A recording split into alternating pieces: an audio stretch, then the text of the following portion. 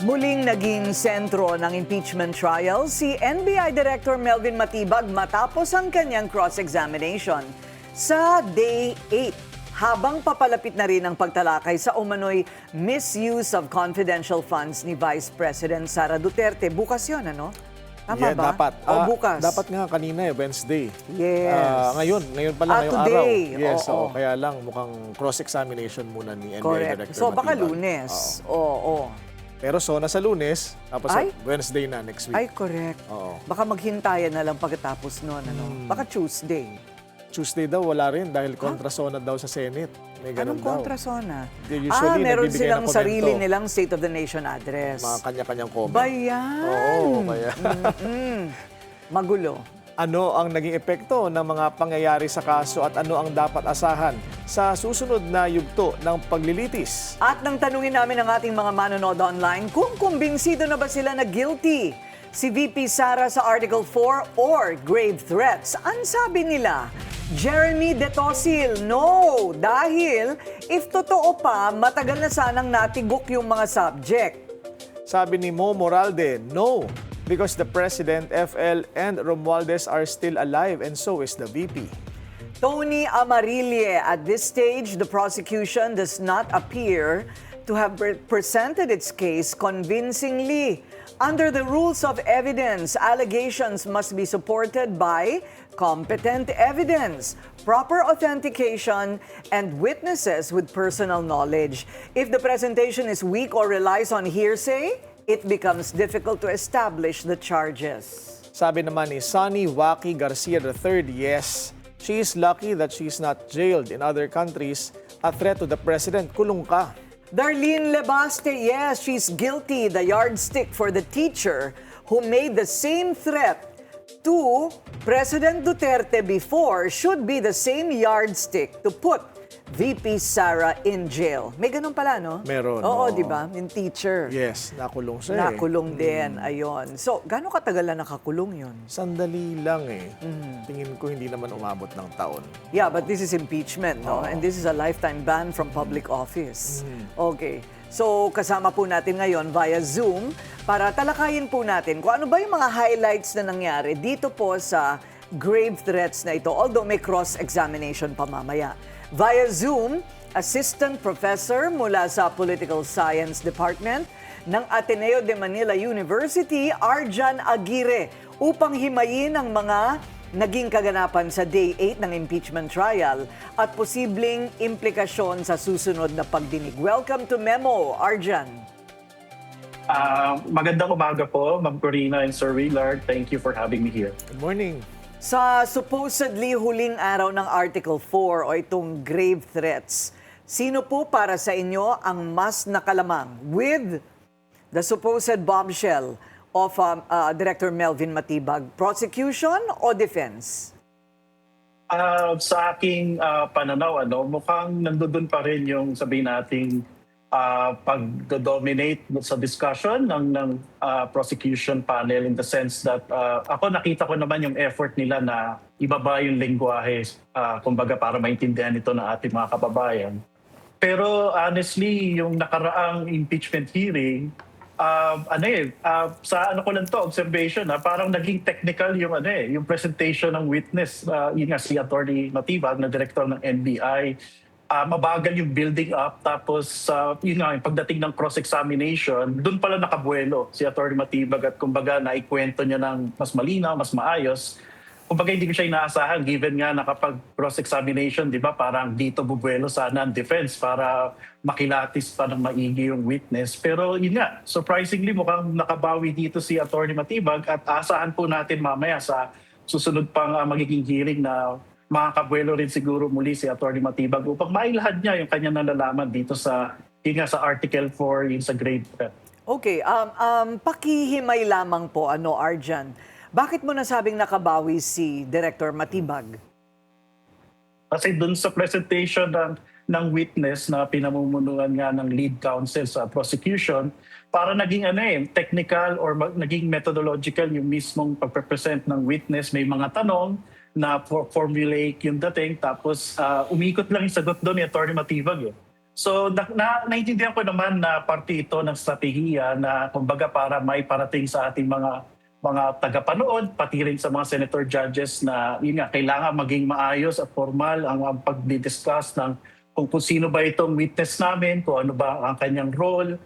Pero again, sa tingin ko nag-suffer kasi dito yung kwento. Importante po ito, Ma'am Corina and Sir Willard, lalo na sa impeachment trial kasi hindi ito normal na judicial process. This is a political exercise also wherein maliban sa defense, prosecution, pati senator judges, yung taong bayan kasi nanonood dito eh. So I'm sure yung ating mga kababayan nung nanonood sila kahapon ay parang siguro tinamad din sila or parang natagalan. Masyadong mahaba. Maraming beses.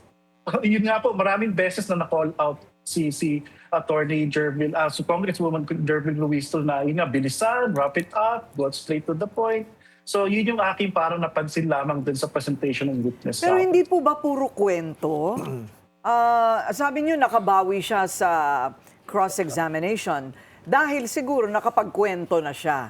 By the way, hindi ba, Yes. Willard, ang daming pagbabala kay Melvin Matibag? Oo. Di ba ang daming mga stick to the point, no mention of any other case? So all of his responses were measured. Kaya siguro medyo technical at saka hindi makakwento ng husto. So pero yung sabi po niyo nakabawi, nakakwento siya, pero puro kwento. Nasaan po ang ebidensya sa sinasabi niya? Nako, tama po kayo dyan sa inyong observation. Dahil ako rin po nabitin eh. Kumbaga nagkukwento na siya in the sense na every time na may tinatanong ang ating defense panel, lead dun sa mismong witness, nasasagot ito ni Atty. Matibag or ni NBI Director Matibag na maayos at nakakapagbigay din siya ng kanyang saolobin. Na-elaborate niya ito. Pero again, nabitin po ako, especially dun sa mismong pagsasubstantiate in the sense that whenever he was asked to, tell us ano ba yung facts dito or yung mismo. Actually, I was waiting for the name eh. Yung name din ng mismong kinontratang.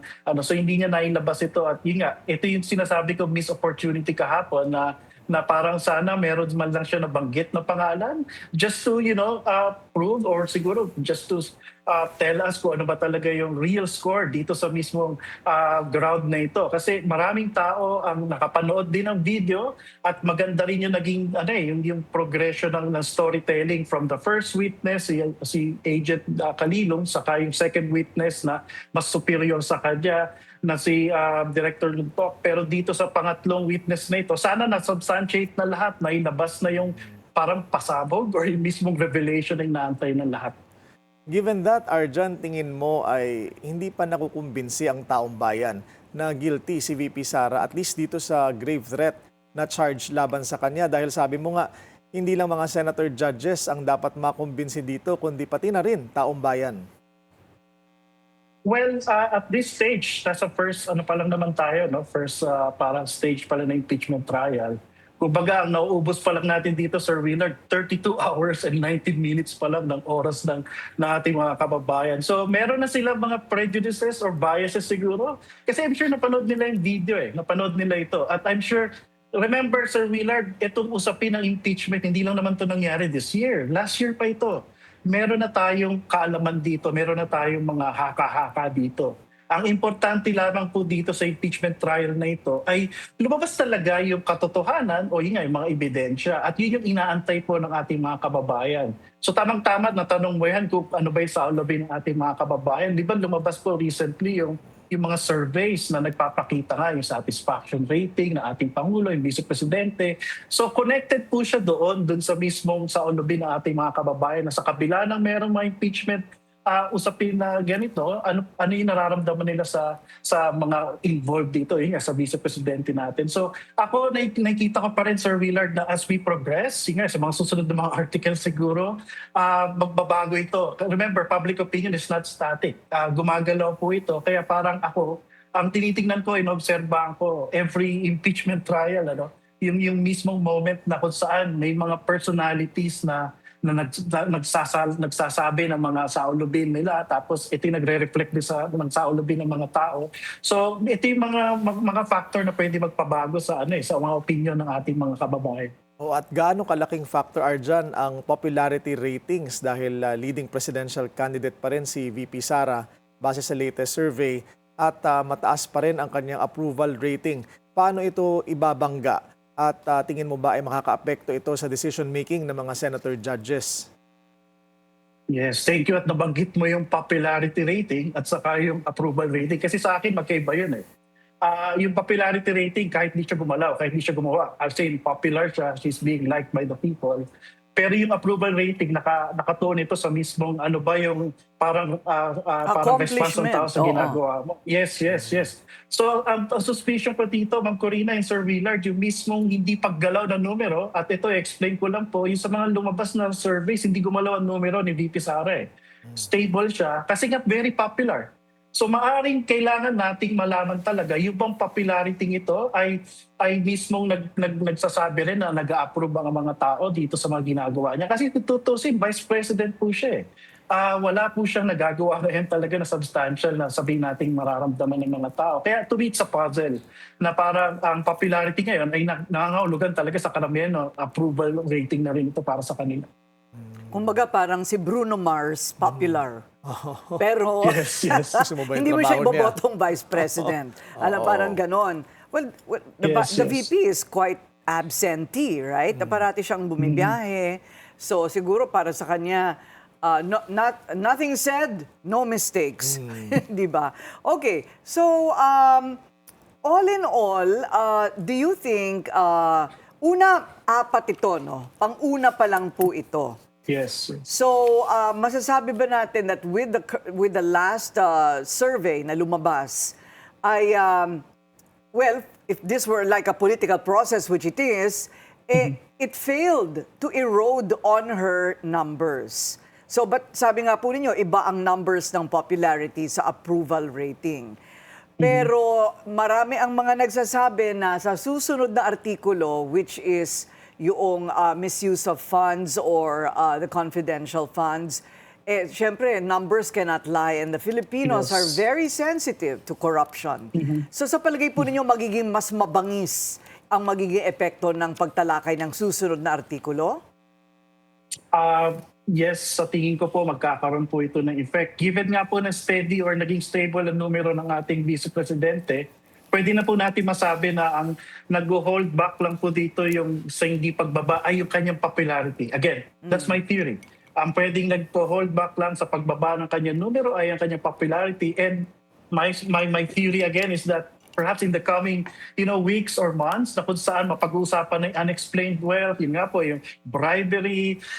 Dito sa mga numerong ito, remember, marami na po mga political leaders, presidente ang siguro na-impeach sa ibang bansa. Pati sa atin nga po, sa ating bansa. Si Presidente Erap nga po, di ba, munti ka na nating mapatalsik na sa pamagitan ng impeachment o makonvict. Pero dahil nga nagkaroon ng revolusyon, bumaba yung kanyang popularity. Bumaba yung kanyang parang popularity sa ating mga kababayan dahil do sa mga lumabas na mga balitang, di ba, yung kanyang mga palasyo, yung kanyang mga kayamanan talaga nag-accumulate na. So ako naniniwala naman po ako, Ma'am Corina and Sir Willard, na sa mga darating pang buwan, sa mga susunod survey cycles, makita na natin yung paggalaw ng kanyang numero. Again, that's my theory lang po. Hindi siya gumalaw, stable siya kasi nga po very popular. Pero kapag lumabas na mga balitang to, maaring gumalaw na po siya. Okay. So sa palagay po ba ninyo, last two questions, sir.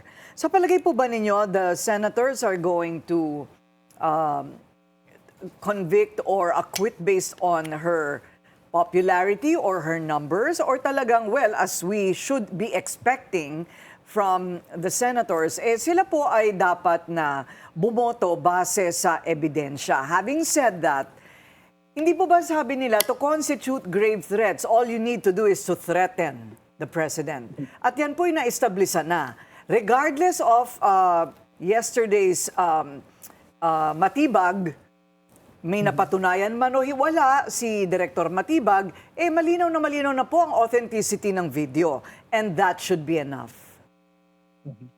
So sa unang tanong po ninyo, Ma'am Corina, inaasahan po ng ating mga kababayan na boboto yung ating mga senador kung i-convict ba o i-acquit ang ating Vice Presidente nang naayon sa pagtingin nila sa mga ebidensya. Now, hindi po pwedeng maisantabi rin po kasi political factors. Kasi remember po, Ma'am Corina, these 22 or 24, 21 senators na inaasahan natin bumoto, hindi po sila pantay-pantay kasi meron dyan mga re-electionists, may mga gagraduate, may mga nag-aspire na tumakbo sa 2028, may mga nag-aspire din na mag-local politics din siguro. So kanya-kanya pong political incentives yan na kung saan titingnan din nila kung saan sila magsusurvive, mag-a-advance sa kanilang political interest. So ako po, ang paniniwala ko po, hindi po natutulog ang ating mga kababayan at nagmamasid po sila. Kung ano man po ang gagawin nila, may consequence po ito. Sa pangalawang tanong naman po ninyo, totoo po yun na dito po sa impeachment trial, ang pinagtatalunan lang po natin dito is nagawa niya ba ito? Kasi hindi po ito criminal case, hindi po ito civil case na beyond reasonable doubt at kailangan ma-establish yun. Dito po hindi. Nagawa niya ba ito? Kaya nga po mga hukom dito, Ma'am Corina, yung mga kapwa politiko eh. Kasi tatanggalin lang naman nila yung kapwa nila politiko na may halal. So removal from office at perpetual yung disqualification. So kung yun nga po, kung ang pag-usapan lang naman natin is sa Article 4, talaga bang nasambit niya yung threat? Sa pananaw ko po, mukhang opo. Sir, tingin niyo ho ba makakatulong o hindi ang pagsalang kay VP Sara sa witness stand? Makakatulong sa kanya personally? Again, depende po yan, Sir Willard. Kasi kung ang pagsalang sa kanya ay yun nga po, makakausap niya ang ating kababayan indirectly. So, kumbaga, kung siya man ay haharap sa hukuman, pwede niya itong gamitin upang magkaroon siya ng pagkakataon na makausap yung ating kababayan, masambit yung mga words or terms, yung mga phrases na inaantay ng ating mga kababayan na kunwari, persecution, yung mga ganun.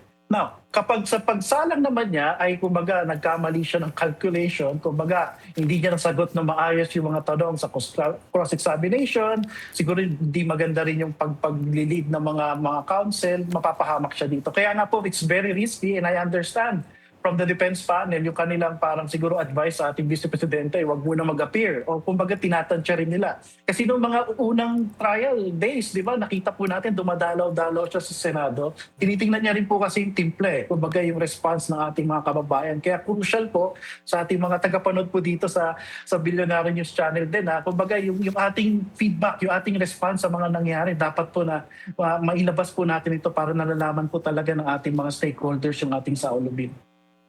Ayun, okay. So, bantayan na lang po siguro natin ang susunod na cross-examination. Gayun din po ang pagtawid po natin doon sa confidential fund hearing. Salamat po sa inyong oras. Assistant Professor ng Political Science Department of the Ateneo de Manila University, Arjan Aguirre. Ano naman kaya ang masasabi ng ating mga tagapanood online dito po sa ating tanong na guilty ba si VP Sara sa tingin ninyo? Ayan. Ang sabi ni Belm Balansag, welcome to the court of public opinion. Ano ibig sabihin nun? Taong bayan na manghuhusga. Oo. Okay. Ano kaya ang sinasabi ng taong bayan? Ano? Siguro magkakaroon din ng survey yan, no? Oo. Tapos dapat bawat article, kung tingin nila guilty or not. Oo. Marie Alistranco, hindi. Self-defense lang yun ni Sara. Yung mga sinasabi niya kasi siya nga yung pinagbantaan. Sabi naman ni JP Duo, their evidence was based on ICC, International Court of Chismis. Marshall Castelo, the video doesn't lie. Sabi naman ni Aguila, yes, but grave threats are not impeachable offenses. Ganon? Ganon ba yun? Di ba sabi nila it is? Pasok na sa kumbaga umbrella ng betrayal of public trust. Sinasabi nila. Pasok sa umbrella ng betrayal of public.